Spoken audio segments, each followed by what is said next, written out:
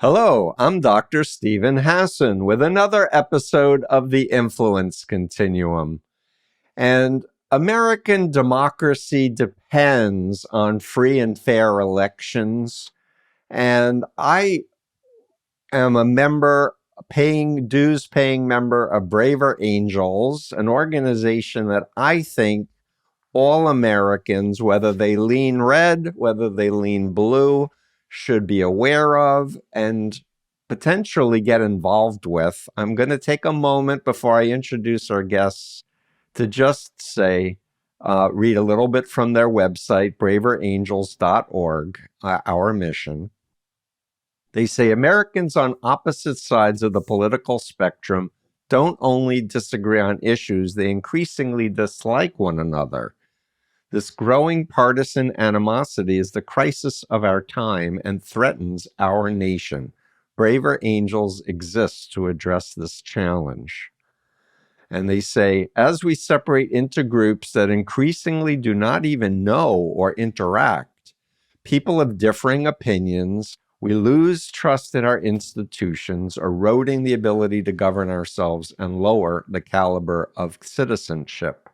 This growing trend coarsens public debate, produces policy gridlock, shrinks our capacity for goodwill, and harms our family and personal relationships. Effective self-government depends precisely on what this type of polarization destroys. We believe the American experiment can survive and thrive for every American who contributes to this effort. Where we go from here is up to us. This is the driving force of our mission. And so this episode of the Influence Continuum, I feel, is one of the most important episodes I've ever done. And I'm very grateful to have two co-chairs of the Trustworthy Elections leadership team. We have Walt McKee, who leans red, and Larry Mays, who leans right, as guests. And I want to say that this was an organization that gets people in a room together to find common ground, to really develop active listening, to find points of contact of humanity, the exact opposite of what social media is driving people towards disgust and anger and hatred. This is about real life. And people who know my work, I'm like so critical of the digital world and followers of strangers that you don't even know. I'm like for person-to-person contact. And so these two men are exemplars, in my opinion. And this organization is around the country, and they've been having meetings to discuss what would a free and fair election look like? What are the attributes? And so there's a whole document that has been developed from the ground up, from listening to people who lean on all sides of the political spectrum, so that we can have a basis for how to proceed together with common sense and hope for our common future. And with that, I'd like to first introduce Walt McKee. It's a pleasure to meet you, Walt, who leans red. And you live in Maryland, and you're a business executive, entrepreneur. And in addition to your Braver Angels, you serve on two nonprofit boards, something called Steadfast, which serves homeless youth, and Sandy Springs Slave Museum and African Art Gallery, which is fantastic. And Larry Mays, you're here in Massachusetts, and we actually met and talked about gangs and how gangs are like cults a bunch of years ago. Larry has over 2 decades of experience working with elected municipal, state, and federal government officials, as well as community leaders, with a focus on driving human development and social capital. He's done so many good things on so many human service boards. You've been interviewed by the media forever. You wrote a book called Papa's Worldview in 2023. You have a master's in public policy. And there's probably more I could say about you, Larry. Forgive me, but for time's sake, I really want to get into Braver Angels, and I printed out the executive summary for those who don't have the time, like myself, to actually go line by line through the full document. But this is on the Braver Angels website for people who really want to understand what this organization has come up with. And so with this, I'm going to start with Walt. Assume my listeners have never heard of Braver Angels. Mm-hmm. Maybe talk about how you got involved, what they're about, what your experiences have been like, and this a very important document because we need to agree on what would be a free and fair election. Well, dating way back before the pandemic, a friend of mine posted on Facebook, hey, this group is having a workshop and they need some Republicans to join in. So I thought, oh, that sounds interesting. Always glad to get involved with people. So I went down and ended up being this Braver Angels 3-day workshop in Leesburg, Virginia. But it was great and it was fascinating. And some folks and I ended up starting what was called the Montgomery County Alliance, but it was like a chapter in Montgomery County. And we'd get together once a month and we'd have workshops and conversations and social time. And basically had mutually positive shared experiences amongst our 50-50 red-blue group. And about the time that the last elections took place, the 2020 elections you're referring to? For president. For 2016 or 2020? As you recall, there was a lot of upset afterwards. Yes. And the president of Braver Angels, David Blankenhorn, called our friend and colleague, Rena Bernards, and said, we've got to do something. And after a couple of conversations, and by the way, that involved another person that Larry will tell you about that fermented this effort. Basically, the determination was made to create a team, a campaign, to create recommendations for more trustworthy elections. And as David would say, it sounds good, but we were building the plane as it was flying at 30,000 feet. Right. We had to figure it out as we went. Right. As with a lot of volunteer efforts, the best part of it sometimes is the fellow volunteers that you get to work with. And I would say that Larry and I and several of the other members continue to enjoy each other's company. It reminds me of the olden days when you'd have congressmen who were red or blue, Republican or Democrat, but sometimes they even roomed together, after hours. And certainly they got together for a drink or a dinner.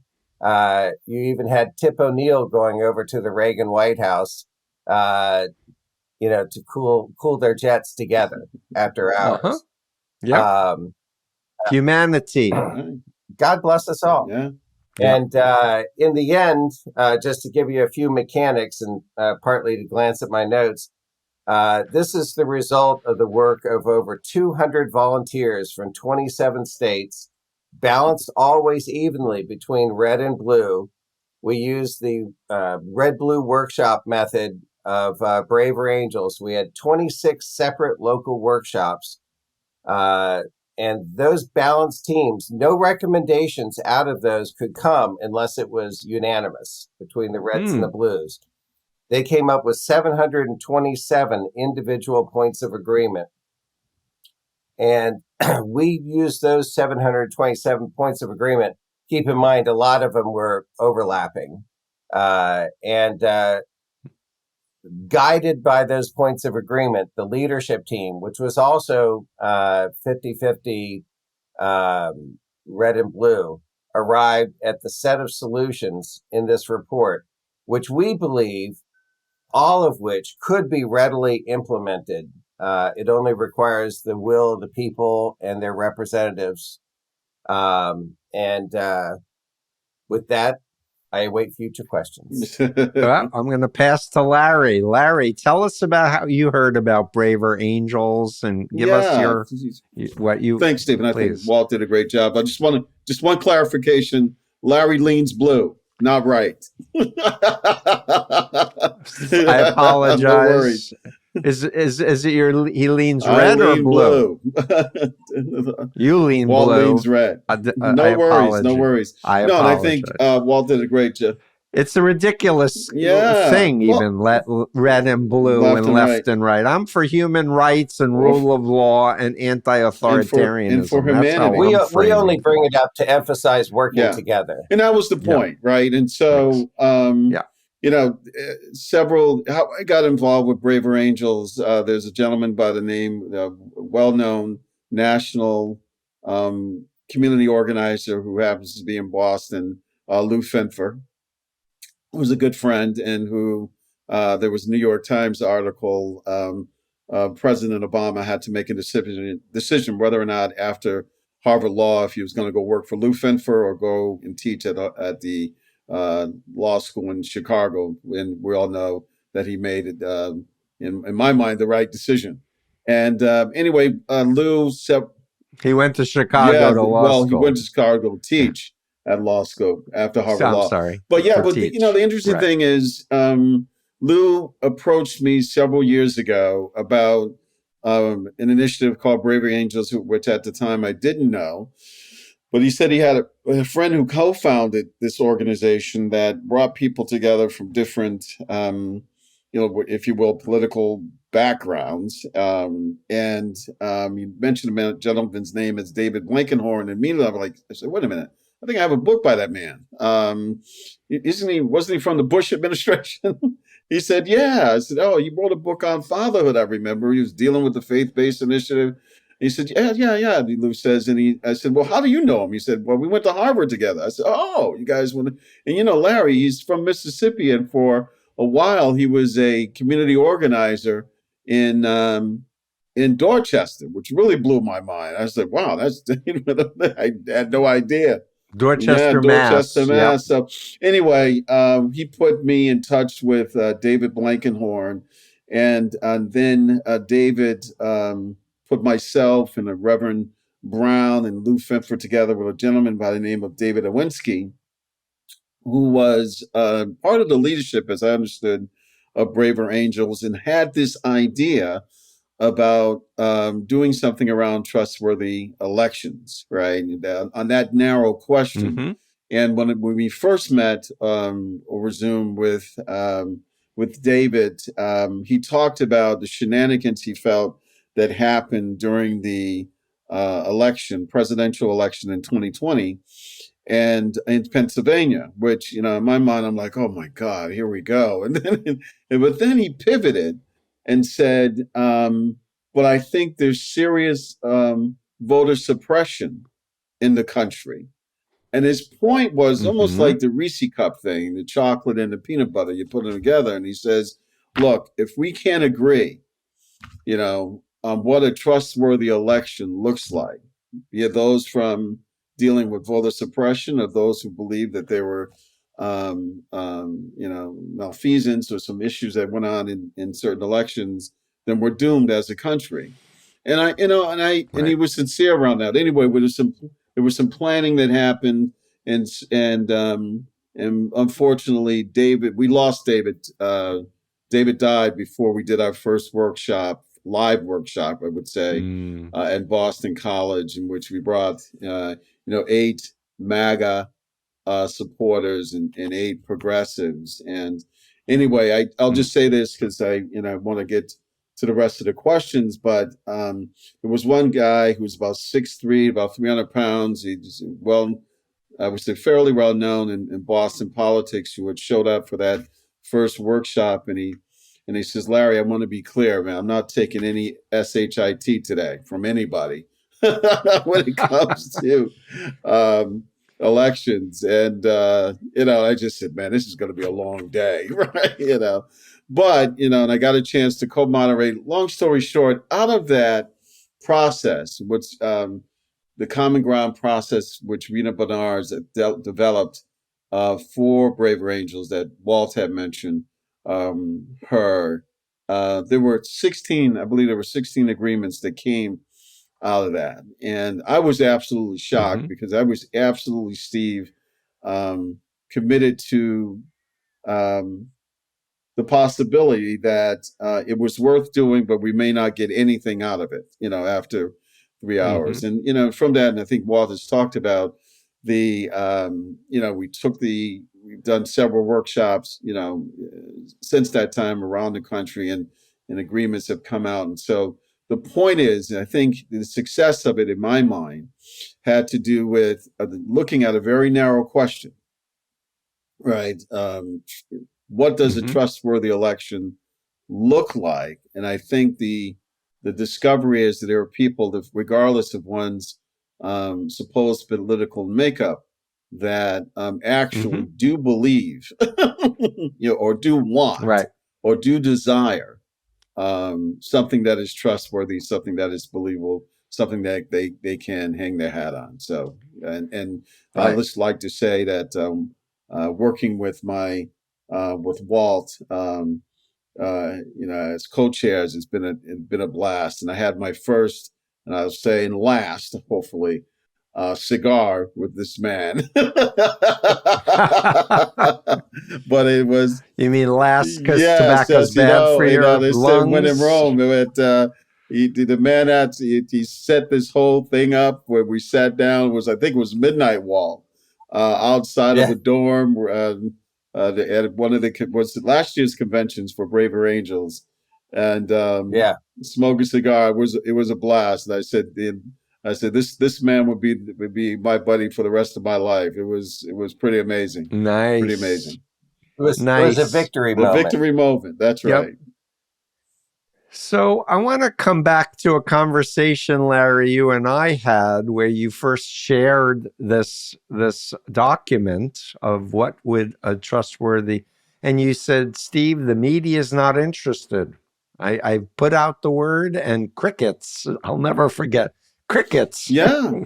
So I said, I want to do something. I do have a bunch of media people that follow my work, and I want more media to take you up on this and really celebrate that there are genuinely sincere and trustworthy efforts to find a way forward where we can depolarize our country. So with that said, I'd like to ask you to talk about some of the key points that you came up with that can wet people's whistle, and then they'll read the fuller document. And then hopefully we'll get a lot of people signing up to join Braver Angels and actually sit in the room with people. And I have so many friends who are like, I haven't talked to my uncle. He became too woke. Yeah. He's too progressive. I have somebody who's too MAGA. And I want to see more people sitting down together and going, you know what? I care about you. Yeah. And I miss you in my life, and get past all these blocking and muting and bad mouthing and trying to use coercion to force the other side to take your position, which we all know is counterproductive. It makes people double down on their position if you're attacking them. So who wants to start describing some of the key points? Well, Walt? I'll share in, and I'll also say a key point of Braver Angels with our interactions is we're not trying to win. We're not trying to beat the other guy and destroy their position and establish us as like the moral righteousness or something. We're trying to communicate. Yeah. And to do that, first we have to listen, and not with making faces or rolling our eyes or anything like that, but genuinely face to face take in the concerns and the points and the intelligence of the other side. if we think that we arrive at our positions through reason and intelligence and information, we have to give consideration to the other side for that same approach, not Exactly. ignorance and anger and evil and that sort of thing. Yep. So I just wanted to share that. Very, very central, and honestly, too many people want to win, and too many people want to. It becomes an ego thing as opposed to finding peace, finding a path Absolutely. together. Yeah, doing that it's not a recreational endeavor to just walk away like a fight. Yeah. We have a passionate mission of goodwill. That's right. That we're engaged That's in. Right. So if I can add, if for 1 second, there's so many spiritual and religious people in this country. And I believe, you've seen my influence continuum graph of ethical influence and unethical. I believe the best of religion is about love. It's about compassion. It's about service and charity to help people, not just people who believe what you believe, but to help anybody because they're human beings and they need help. Humility. So my thing, freedom of mind, is love based. It's like not hatred, not fear, not disgust. Yeah, I love. Love that. So for anyone who's listening to this and you're religious, whether you identify as a Jew, as a Christian, as a Muslim, let's get back to don't do to others what you don't want done to you. Let's get back to love others as you love the least in my kingdom. You do so to me. Those types of principles. So forgive me for ranting a little bit, but I salute you. I'm with Walt, you. I wonder if we could, Steve and Walt, I wonder if we could, under you showed earlier, Steve, the summary of solutions, but so I wonder if we could go through a few of them. And Walt, I was gonna start with maybe grabbing the first couple, and then you grab a couple. We go from there, maybe. But great. So the report is grouped into 7 election topics, and there were 23 general or specific, I should say, solutions that came out of it. The first would be fair and equal access to voting. And I'll just grab a couple of things that came out of that heading. There were 4, but a couple I think were interesting, at least I thought were interesting, was to make federal election day a national holiday, right? Which I think is important. If, the Greeks, I think, for all their issue, if you were a citizen, it meant that you voted, right? And if you didn't vote, they killed you. That means you weren't a citizen. Did they kill you? Vote, really? Right? First of all, didn't know that. There's only certain people who could vote, but that's another issue. But the point was, if you had that right to vote as a citizen, that made you a citizen, right? And if you weren't voting, then there was something up with you, right? And a suspicion. Wow. Anyway, so we should make it easier. I think that's really helpful. We should make it easier for people to vote. The other point I think was all states. From our deliberations, all states should implement a no excuse needed absentee ballots. The other second part of this second topic was verifiable voter identity and eligibility. And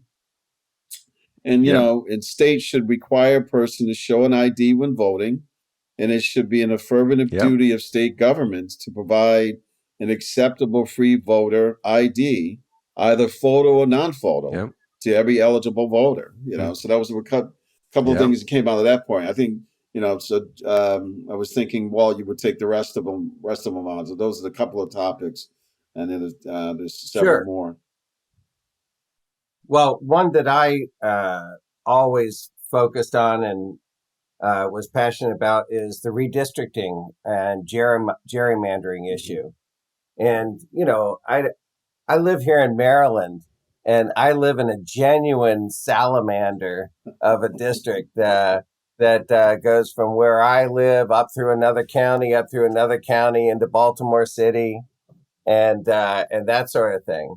And and it was done to make sure that someone of a certain party never got elected again. And then it was done to keep someone, in office. Now, Right. that's in my state. And that happens whether you're in a blue state or a red state. I hate to say it, but power corrupts. Yes. And and that's the way it goes. So, And the I solution is checks and balances, right? And fairness. So we looked at how to approach this, and we did it in the course of the workshops. We had a couple special workshops where we tasked the members to focus on this. And the balanced response was, we have to take the elected politicians out of the loop, which surprised me because I always thought, well, that's something we're stuck with. Of course, the legislature and the governor do this. It's just the way it is. And they said, not working. And so their recommendation was to come up with a commission, not including those elected politicians, who would come up with the recommended new districts. Now, of course, legally, usually the legislature or some entity is still going to have to vote on that and pass on it.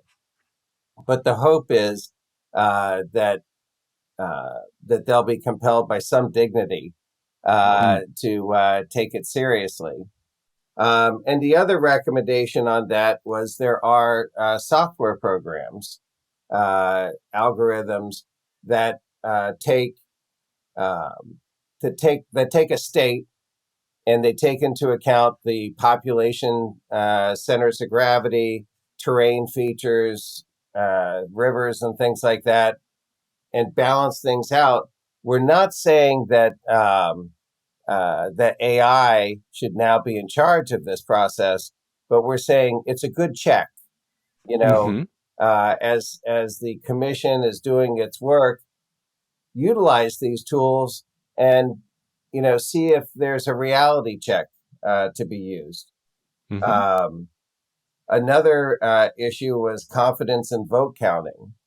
As I page through YouTube or Facebook or something like that, there's a lot of these videos, and I smile because some people are going to roll their eyes, but people wear body cams all the time now. And it is amazing to me how apparently technically convenient they are to archive the videos, to get the video and provide it and that sort of thing.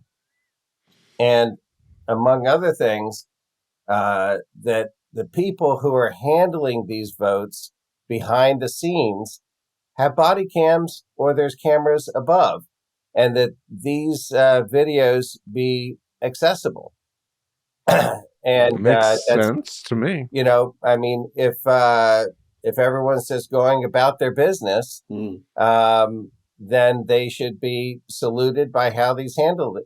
And maybe people will be more routine if they know they're being videoed. And if the video isn't available, that adds to new questions.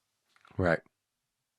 Larry, did you want to take it back? Oh, one other thing I wanted to say was regarding the voter ID question.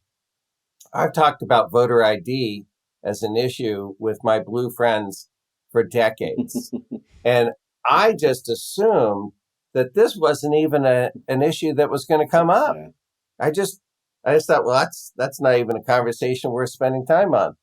To my surprise, as we followed our process, which we nicknamed collaborative consensus, and as we gained trust in each other, not to be taking shots, but to be working together, it turns out that it's not the ID necessarily, but it's concern over real or accidental voter suppression.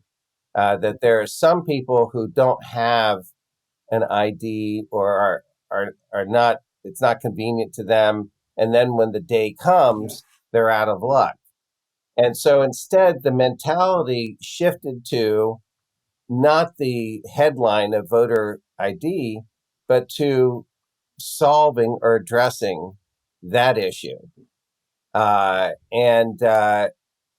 it was by arriving at the point that the state must do this. The state must do, in order for voter ID to exist as a procedure, the state must make sure that everyone has a voter ID. And if they can't handle the photo ID at this point, then they must come up with a reasonable approach so that people without the voter ID still have access to their right. At the end of the day, they have a right to vote, and that must not be infringed.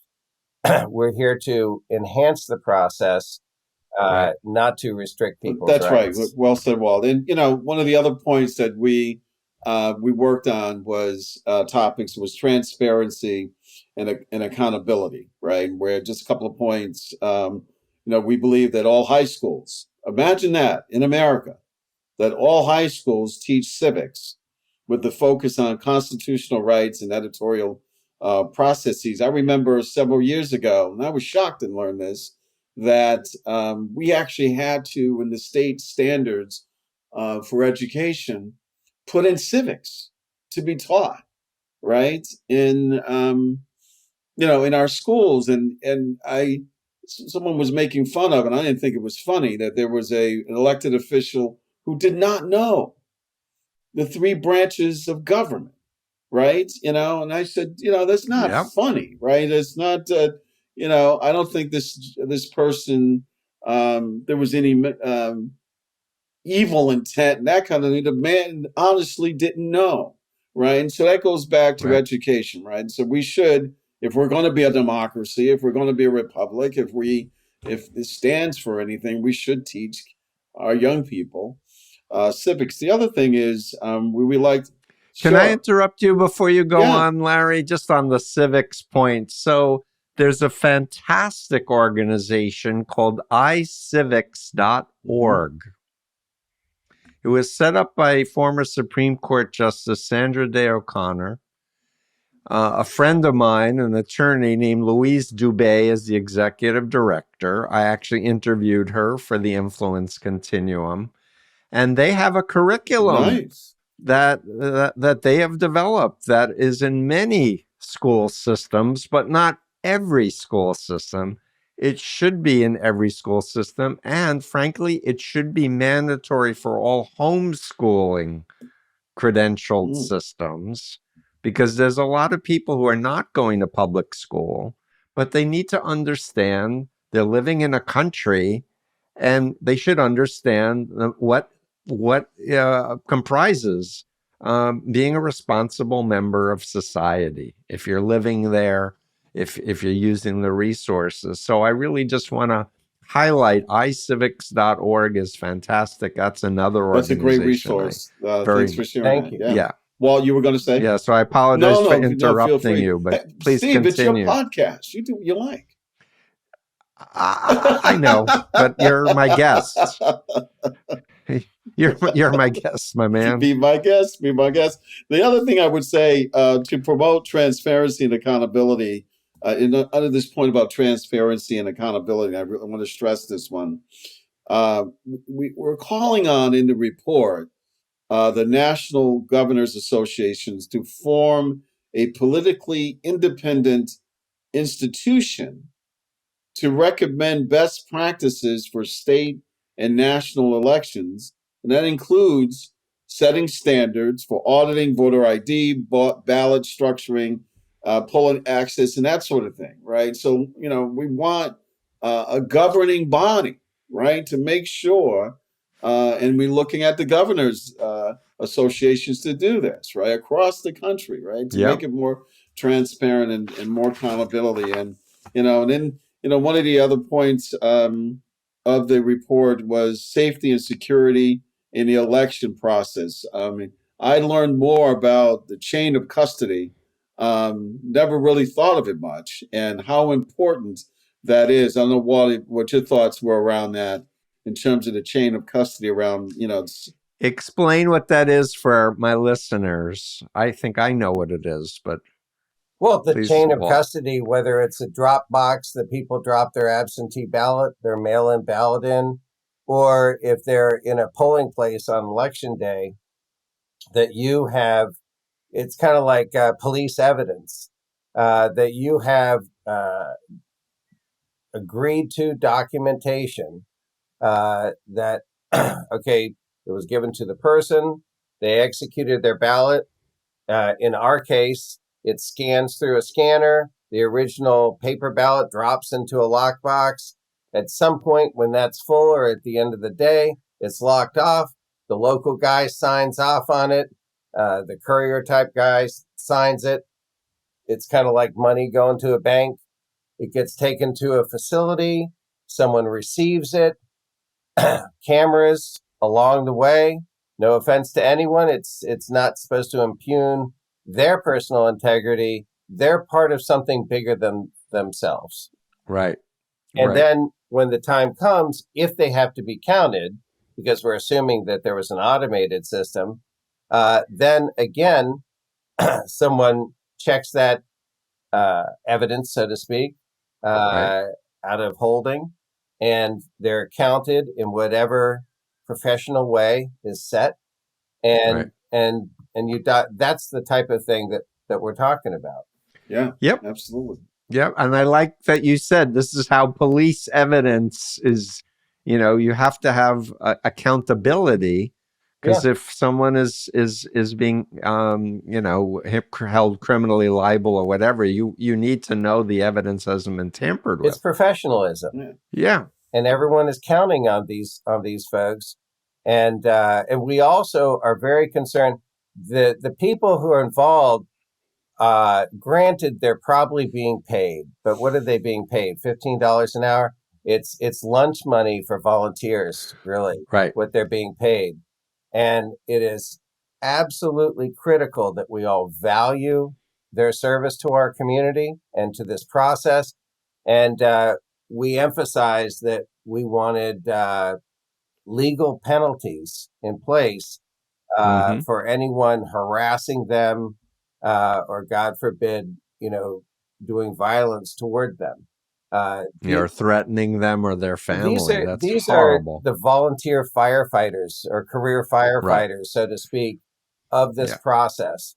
And we need people wanting, my mother was always, at the polling place when I would go to vote.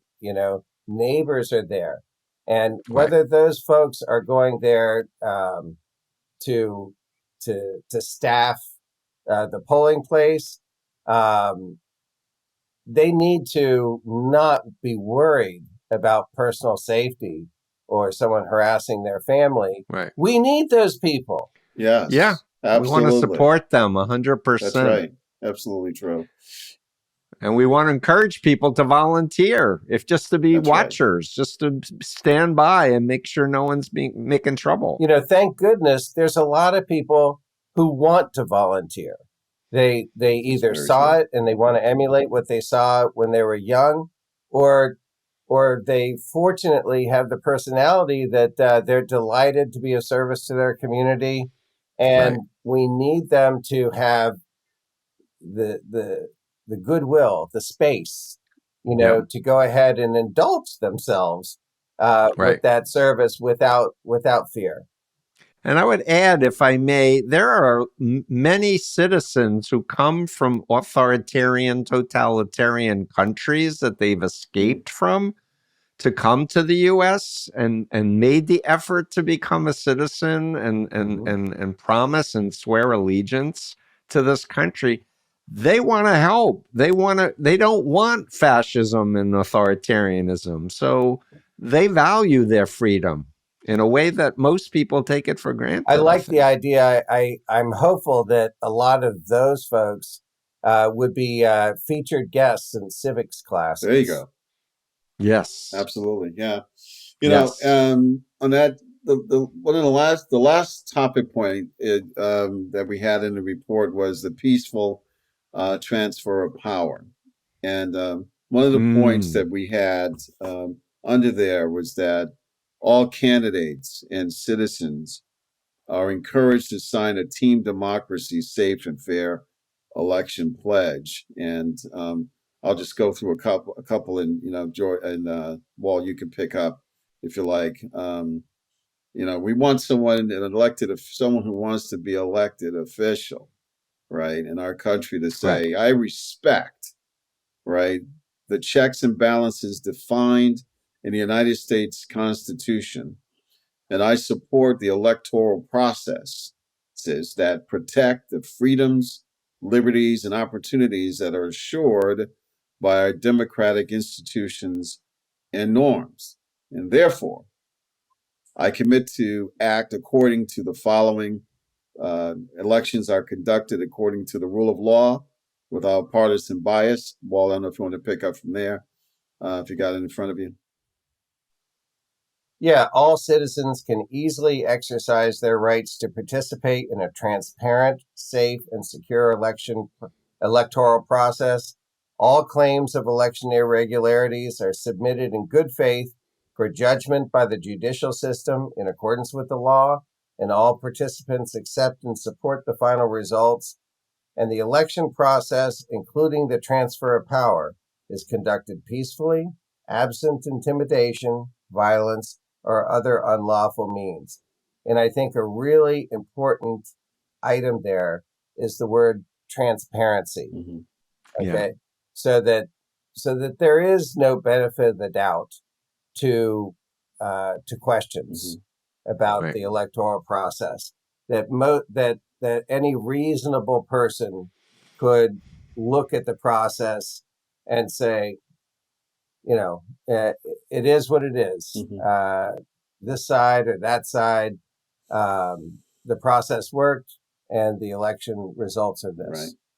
Right. And I think that a lot of times there is confusion and there is a lack of transparency, and that harms us all. Whether you're perceived to be the winner or not, it harms, how shall I say it, the moral standing of the winner and the process that brought them there. And we need, this is a troubled world at a troubled time. And the world needs America. That's what I believe. Yeah. I believe that too. America has a special role to play, and that's not part of some exceptionalism ideology.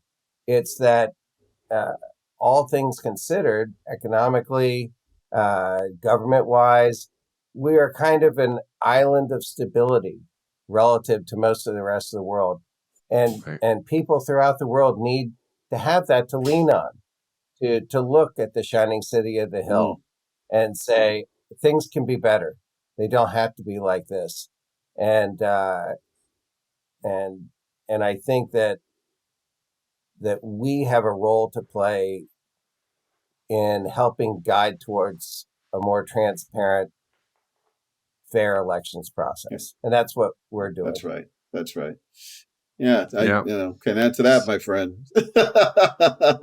Yep. So you're both co-chairs of the Trustworthy Elections Leadership Team of Braver Angels. I'm going to add my 2 cents now and say I was brought to Russia after the Soviet Union fell by psychiatrists and psychologists who wanted to understand brainwashing and mind control and cults, because every cult in the world was rushing into Russia. And they were like, what's going on here? Like, and what is a destructive cult and all of that? And as I was teaching my work, and of course, I was in the Moonies, and I got deprogrammed, learning about Chinese communist brainwashing models from former military officials who were trying to figure out what was happening, that people were turning on their own families, that they were turning on their own value systems, religions, etc. So I'm teaching, and they say to me, Dr. Hassan, Do you understand? You're describing the whole system of pedagogy of the Soviet Union. Dr. Hassan, do you understand? We would put dissidents into psychiatric facilities because they were criticizing the regime. And I said, uh-huh. And they said, oh, you are counseling us. And I said, if the shoe fits, this is the model. This is healthy. This is unhealthy. And I'm saying this as the beginning of a comment that Vladimir Putin was raised in this system. He was a KGB official. He has said publicly how demoralized and insulted he was when the Soviet Union fell. And he made it his mission to restore the glory of the motherland and attack Ukraine and others. And he's been on a mission to destroy America. It's very, very clear. I've talked to many former intelligence officials who've studied Russia. They're hacking our elections. They're doing all kinds of Mueller report names specific officials of the FSB, etc. And so when we can talk globally that it's a troubled world and we need us, but I want to say to the public, we're in World War III. It's physical war in Europe, but it's a psychological war that's been happening here, where people's minds are getting hacked. They're being turned against their own institutions, their own elected officials, against their neighbors. And so I want to say, learn about the mind, learn about psychological warfare, what's called psyops. And we now know QAnon was a psyop, deliberate to create conspiracy theories and all of that.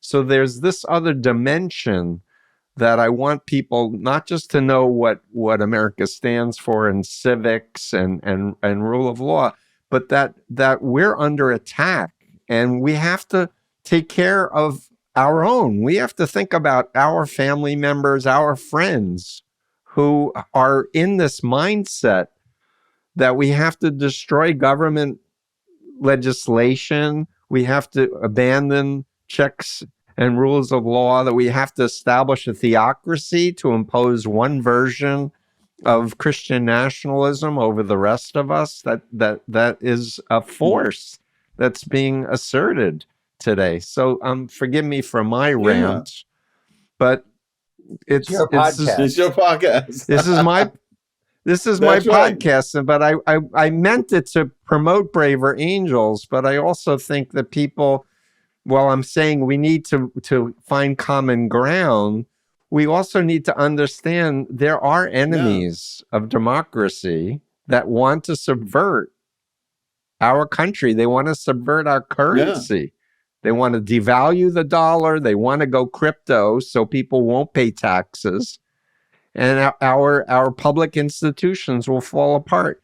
This is not a vision, and my vision of a healthy America. Well, it's interesting, Steve. I was thinking one of the things that we were going through, and I think Walt may have seen this in some of his workshops you were a part of, that in terms of your point about the mind, right? I was thinking about Hannah Arendt has written about, you got to think, right? But here's the thing that's interesting to me, is the presuppositional assumption that only one side is doing the thinking, right? And it's not quite true. And that I find that we all need to think, right? Regardless of who you are or whatever political stripe one is under. And if I can narrow this bit, one of the things that came out of the workshops was, regardless of where someone was leaning, was the disappointment and the concern with the media, right? That the media was not serving the interest of our country, right? And if I just take even a more narrow point, Stephen, thinking about the mind and all of that, is, when you think of, and I find it insidious, I see it in different parts of social media and that kind of thing, or in some of the things that are written, where this issue around clickbaits, right? Where, I'll just take what would be, I would consider a safe subject matter. You take sports, right? And I'll even grab one, basketball, where you'll see a writer, some nondescript individual, who will say, well, um, Steph Curry said this about LeBron James, right? And it goes back and forth. And then it goes on TV and this kind of thing, but it's nonsense. But what's fascinating to me, right? At one level, you go, well, this is nonsense, right? They're screaming, oh, this doesn't make it. But when you see it, in publications, renowned publications, right, or supposedly renowned publications, or you see it on television, right, where where in terms of the more better known networks, because they've got a 24-hour news cycle that they have to pay, and you see the clickbaiting, right? I'm like, I'm not interested in someone making fun or making a quip, whatever the thing is, about someone they disagree with politically. It's like the times don't call for that. Right. And often it's their lies or their things taken out of context too. But here's where we do the advertisers want to know numbers, and psychology is people like gossip, and they respond to the most extreme, ridiculous things. They will buy those, magazines at the supermarket with the, aliens, birth, Hillary Clinton or whatever, and there's a picture of, green aliens. But you have to understand, this is entertainment, and not take it seriously. So we have to think, right? And we have to beyond think. And with the thinking, we have to, even with people that we may disagree with, engage with them, right? Respectfully, right? I think years ago, Stephen Carter wrote a book. I pulled it off the shelf, and I was embarrassed, Steve, to find out that I didn't finish the thing. I think I got a quarter of the way in. But Stephen Carter, the Yale professor, wrote the book on civility, right? Yeah. I read that. I mean, and I was going through it the other day, and I said, man, this guy was on point. This book was more than 20 years ago. I mean, it was thick, right? Excellent. But so I think civility is that kind of weapon that, Steve, that can help us inoculate ourselves, or to think about when there are attacks, right? Well, I think of it as a weapon, like I think of a vaccination that's going to help protect us, even though people have been turned against science and technology and healthcare by radicalization. I want to make one quick point, though. I was talking about Russia. My roots are Russian. My grandmother on my father's side is from Moscow. My grandfather on my father's side was from Latvia. I'm not against the Russian people. My issue is with Vladimir Putin and the oligarchs and the extremists that want to destroy America. So I want to be really clear that whenever we dehumanize others, call them names, call them animal names or whatever, we're making them into objects that then permits us to do violence against them. And that's what Hitler did, and that's what other fascists have done historically.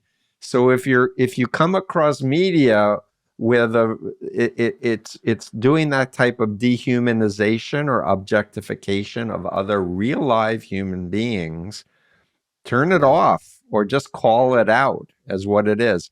And one other thing is, don't amplify disinformation. I keep seeing people on social media, and they repost, quote, retweet, or whatever, the bad information. Don't do that. Just put the correct information and amplify correct information.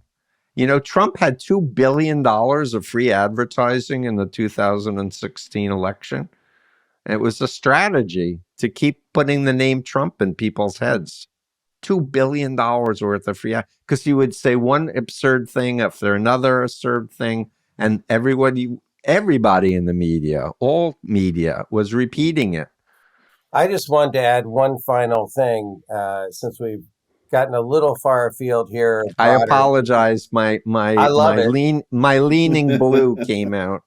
Well, I just wanted to add in a lot of what we're talking about, the need for the efforts that we're talking about comes from a combination of ignorance and fear. And you were talking about your experience in post-Soviet Russia and the need that the regime saw to give people a feeling of security by getting people to turn on each other. Right. And during the pandemic, there was no shortage of official and unofficial urgings that, hey, if you have a family member, if you have a parent, if you have someone close to you, and they're violating the rules, they're not wearing a mask when they should, or they're not obeying the distancing, or something that offended the protocols of the day, right. Here's a website. Turn them in. Don't worry, it's anonymous. These kinds of things are damaging to civilization, damaging to the very foundation of the society that we rely on. And I just wanted to urge people to always pause and say, am I, or is this action that I'm looking at by someone else, is this born of civility and compassion, or is it born of ignorance and fear? Right. Is it control? Yep. And with that, I'll say, if you have a child with mental health challenges who has access to guns, and you are aware they're talking about doing criminal activity, you have an obligation to get help. And you don't have to call the police immediately, but get help first, and then you may need to notify the police if there's imminent danger. Compassion. Mm-hmm. Yeah, exactly. Gentlemen, braver angels, Larry Mays, Walt McKee, thank you for being you. And we could do hours of this. I could say things like, Australia has mandatory voting, or you pay money. Ah, there you go. You get penalized on your taxes if you didn't vote. That's an upgrade from the Greeks. That's better than death. I just heard that from someone from Australia. They got rid of assault rifles in Australia also when they had a few mass killings. So we may want to learn about best practices of other countries as well. Gentlemen, thank you very much. braverangels.org. And, God bless you. Forgive me for being religious, but God save America. We need each other. Let's lift each other up. And I decry those who say, no, selfishness is good. And selfishness is good and altruism is evil. No, the human species has done so well because we help each other, because we lift each other up. That's what's encouraged the progress that we've made. Thanks. Thank you so Steve. much. Walt, always a pleasure, my friend. Steve Hassan here. It's been decades since my family rescued me from the Moonies. I've been at this for over 47 years. The need has never been greater. If you're able, please consider hitting the Super Thanks button below, and it'll help us to do better. Every penny will help us toward our goal of educating the planet about undue influence. Remember, it's your mind, only you should control it.